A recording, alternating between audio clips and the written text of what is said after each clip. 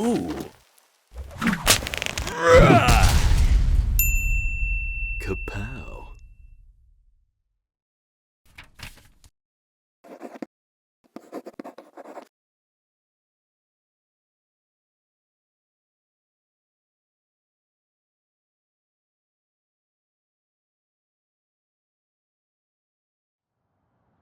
Historic Jericho, a beautiful modern city that some say was one of the first cities to have, amongst other things, walls. Yes, Jericho was quite the metropolis. There was just one problem. The city planners of Jericho failed to fully research the records of ownership for this particular piece of real estate.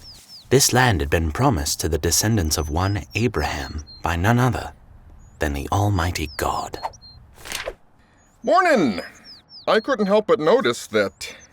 Well, I think that you might be cutting into my property line there. So... No, I'd say I'm about a cubit shy, actually.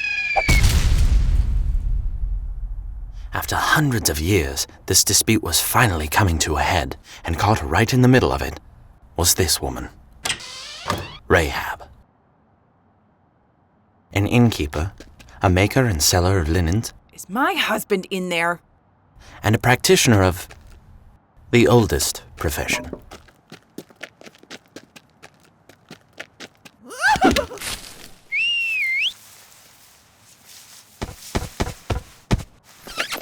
Hero to the Israelites. Only she had never met one. Greetings. Until just then. And, though welcoming strangers was her business, these were out-of-towners that no innkeeper would want to meet.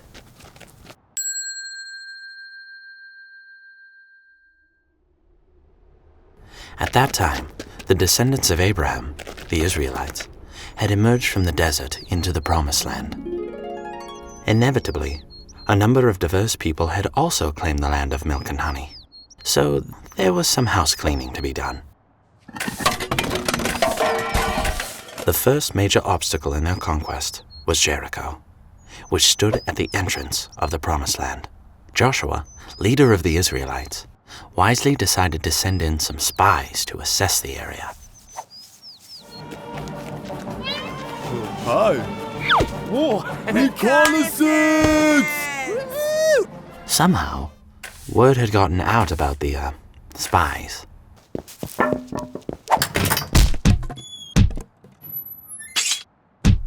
Fortunately, they had come to the right place. Who's at the door? Are you gonna get that? Oh! Rahab hadn't held on to her house and multiple businesses without the ability to tell which way the wind was blowing. Spy! However, these Israelite spies represented the coming of drastic change. Rahab was in the middle of a dangerous game. She'd heard of the Israelites, how God was with them, how they'd utterly destroyed several kingdoms. The fall of Jericho was more than likely a foregone conclusion. It was clear who she should side with, but could they be trusted? Would they honor an agreement with someone of her status, or would they only use her? Despite these lingering doubts, she decided to trust them and their God.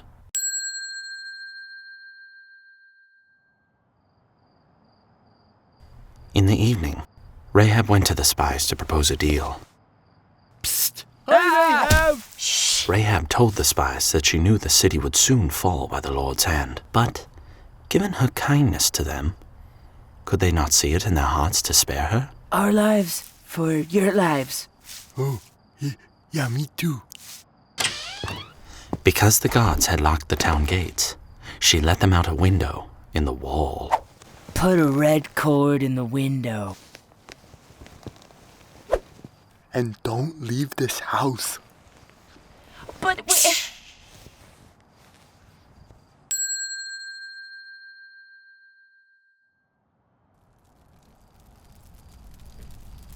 After hiding in the hills for 3 days, they returned to Joshua, saying they had it on good authority having meticulously studied the underside of some flax, hid out in some caves near the city, and talked to some very reliable sources that the Jerichoans were quaking in their boots. Oh, and don't kill Rahab. Who? Oh, she's in a house. In the wall, there's a red cord and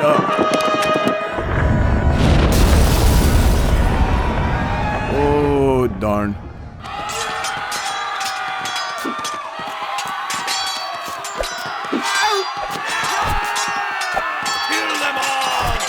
Whoa, wait, hold up, hold everything.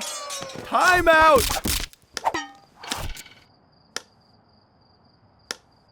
Rahab! Quick, gather your father, your mother, your brothers, your turtles, and all of your groceries. What about my sisters? You have sisters? So Rahab helped the Israelite spies, and God rewarded her by saving her and her family. One of the few Canaanite families allowed to live amongst the Israelites. One might be surprised to know that God called upon the faith of a prostitute to help bring down the walls of Jericho. What may be even more surprising is that faith also brought about a line of her descendants that includes several Israelite kings, and a certain gentleman who was also known for bringing down walls. Metaphorically, of course.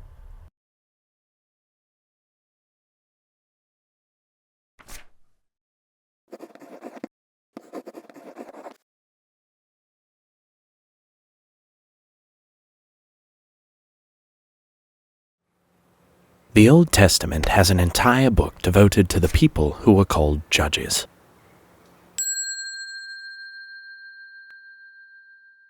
The Israelites expected a lot from their judges, for they led the tribes in the golden days of Israel, before kings came along and muddled things up. The most famous judge in the Old Testament, of course, is Samson. Samson slew 1,000 Philistines using nothing but the jawbone of a donkey. Bam! Then there was Gideon, who defeated the Midianites by blowing 300 trumpets. Okay, a 1, a 2, a 1, 2, 3, 4. Come on, people. Then there was the only woman ever to be called a judge, Deborah.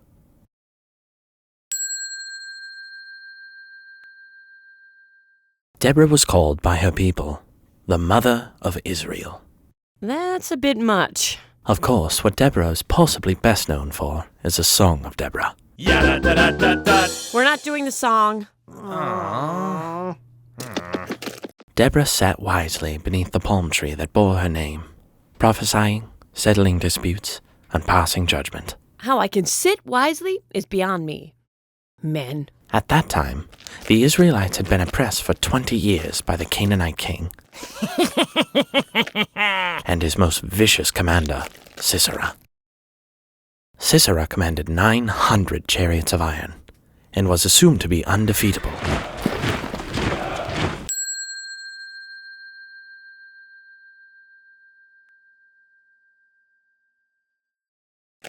One day, Deborah summoned the Israelite commander, Barak. Deborah explained to Barak that the Lord was ready to deliver Israel from the Canaanite king. She commanded him to muster 10,000 troops to meet Sisera on the battlefield. Barak was less than enthused. Deborah reiterated that it wasn't her idea, but God's. Barak told Deborah he might consider mustering the troops and going to war if she went with him.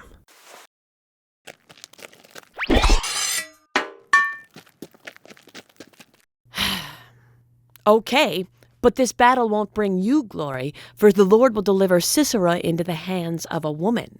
Huh? Deborah was confused.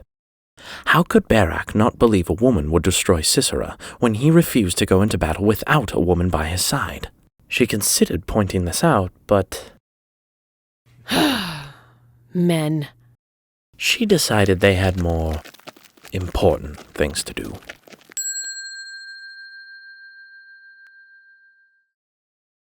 The morning of the great battle, Barak suddenly seemed to remember Sisera's 900 chariots of iron. Eep up! For this is the day the Lord has given Sisera into your hands.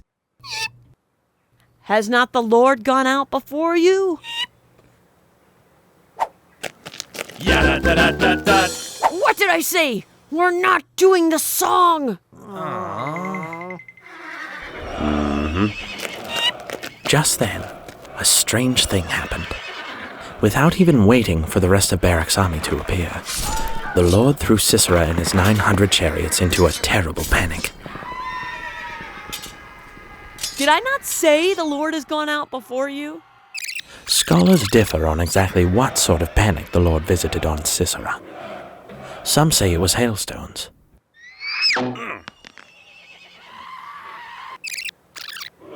Others claim it may have been thunder, lightning, and a mighty wind. Still, others would say it really doesn't matter how God managed it. God could have used anything.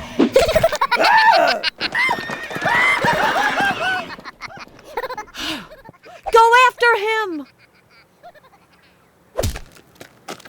Yada-da-da-da-da. No, no, no! Oh.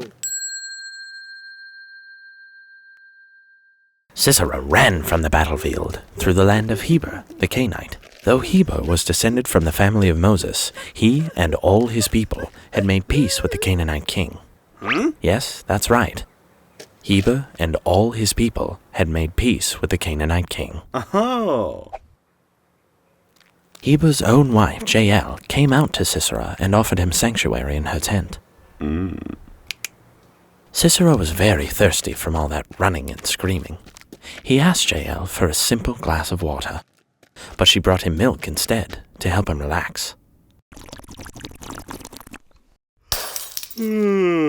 As he was drifting off, Sisera asked Jael to stand outside the tent and keep a guard over him while he got some rest.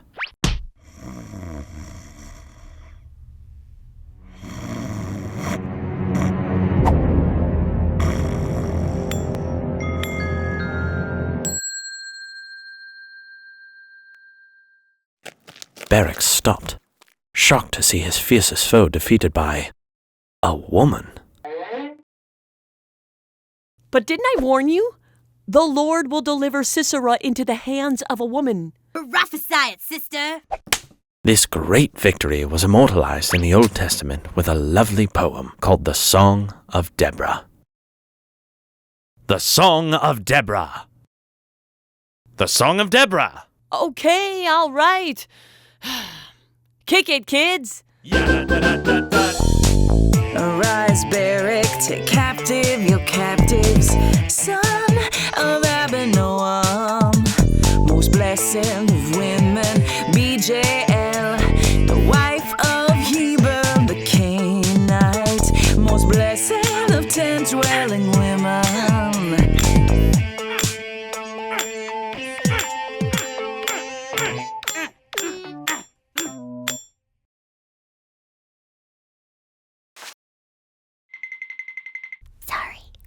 So perish your enemies, oh Lord.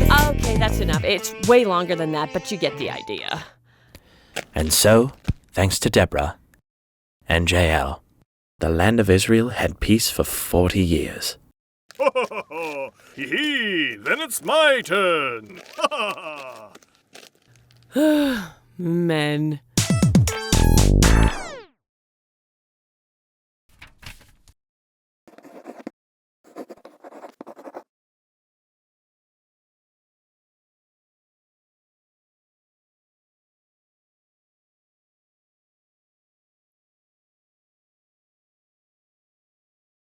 The book of Judges speaks of a Judean man named Manoah and his wife. While happily married, they were unable to have children. However, God struck a deal with the unfortunate couple. God would grant them a son on one condition. He must take the vow of a Nazirite. This meant that he must abstain from wine, vinegar, grapes, and raisins, refrain from touching corpses, and he must never, ever cut his hair, not even a trim. Uh-huh.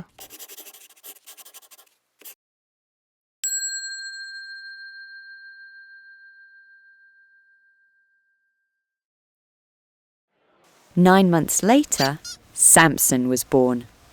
As Samson grew, so did his strength and his ego. Samson perhaps knew too well that he was special, and so had little regard for laws, authority, or human empathy, which was a problem for several reasons. At that time, Samson's people, the Judeans, had long been conquered and ruled over by the Philistines. In most cases, due amounts of taxes and respect were paid. Samson, however, ignored such obligations. He did as he pleased at all times. One of the first major disputes centered around Samson's desire to marry a Philistine woman, which would break several Judean and Philistine laws.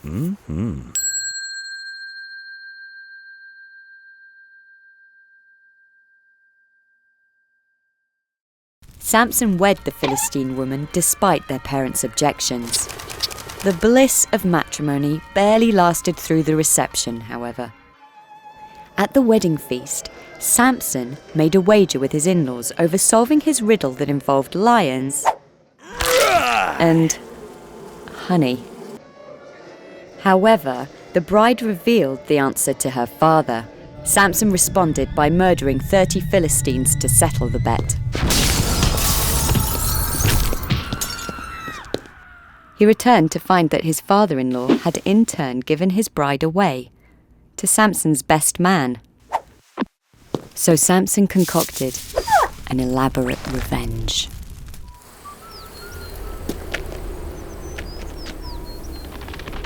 Hey, you little vermins! What's the fire in the tail? Stop it! Josiah, are you okay? You're a little on fire there.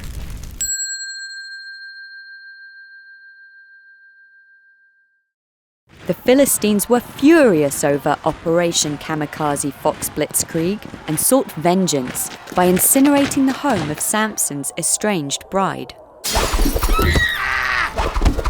The Philistines fought fire with fire. Samson fought fire with axes. Samson's violence was a public relations nightmare. The people of Judah were forced to hand Samson over to the Philistines. The stability of their nation depended upon it. Samson put up little resistance. His only request was that his own people not kill him. The crowd conceded this point readily. The thought of killing him had never crossed their mind. Once in the clutches of the Philistines, however, Samson's non-violent resistance became alarmingly violent. Samson's brutal slaying of the Philistines was so violent that we cannot show or even describe it here. So instead we'll describe this donkey. It was a fine donkey of good breeding stock, firm haunches, sturdy, and possessing the most gentle effect. Its hide was exceptionally soft and well-groomed. Now the tail... I'm done. Ah, good. With this, the jawbone of a donkey, I have made donkeys of them all.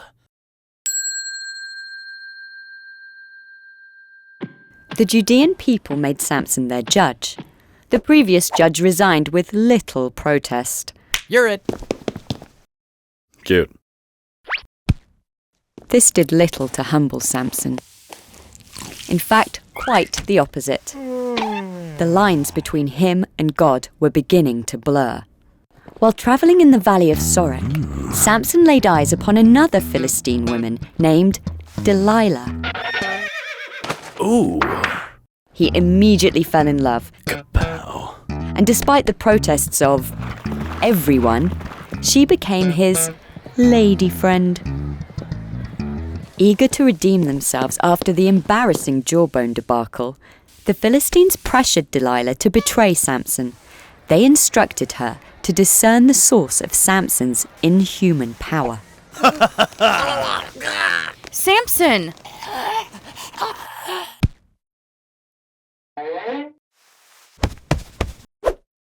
Delilah weighed her options, but ultimately sided with her people.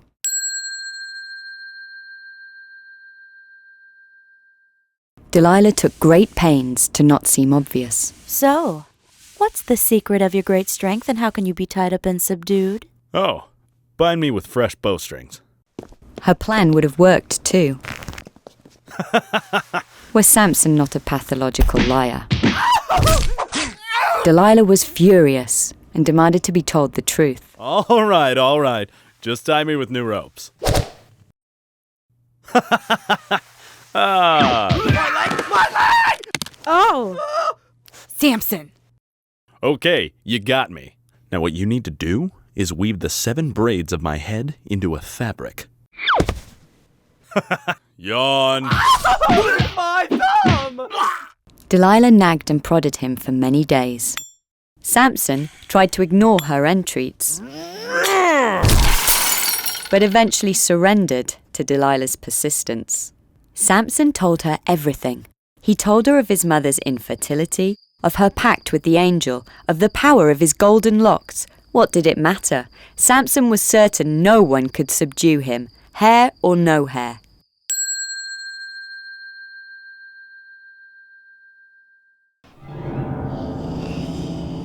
Delilah wasted no time.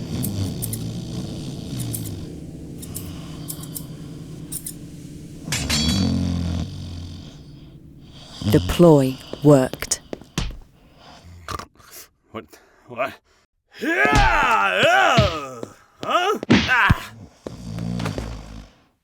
The Philistines bound him, gouged out his eyes,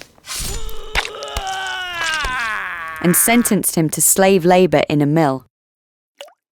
Samson found himself at a rather low point in his journey.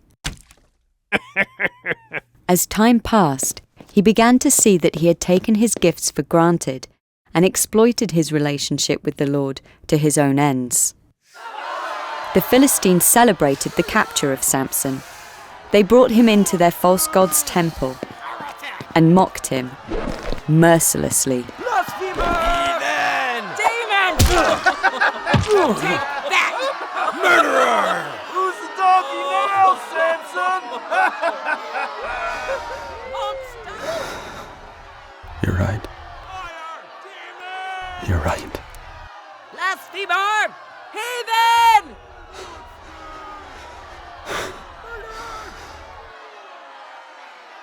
Lord, strengthen me only this once, so that I might die with the Philistines. For the first time in his life, Samson asked for help.